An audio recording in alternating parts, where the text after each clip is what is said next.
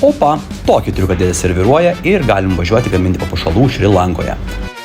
Nagas ilgas, kelias taip pat, tačiau mes nenuobodžiaujame, nes Šri Lankos gatvėse visada vyksta veiksmas. Jūsų dėmesio žymusis Šrilansko autobusas atliekantis mirtiną lenkimo manevrą. Šį kartą jis mūsų pasigailėjo ir mes sėkmingai pasiekėme Beligamą. Taip atrodo dirbtuvių vieta, turime visokių spalvotų džemsų, bet šį kartą išliekame frugal ir liekame tik prie sidabro.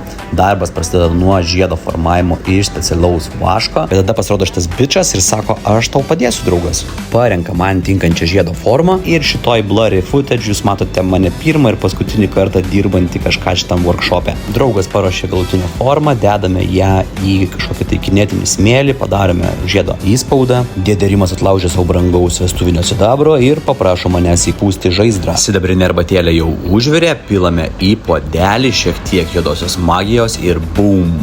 Zit, zit, tuk, tuk, tuk, džirų, džirų, džirų. Zium, zium, zium. Kol mano bičiulis darbavosi, aš jam padėjau visomis savo išgalėmis. Taip pat stebėjau, mokiausi ir įsiminiau daug svarbių detalių. Čia toks mokyklinio projekto vaibas, vienas dirba 5 žiūri, bet galiausiai po daugiau nei 3,5 valandos man pavyko pagaminti savo pirmąjį sidabrinį žiedą. Galutinis variantas atrodo taip, šalia matote inspiraciją, praminiau šitą žiedą Šri Lankos saulę, visai juokingas bavokas gavosi. Ką galvojat jūs?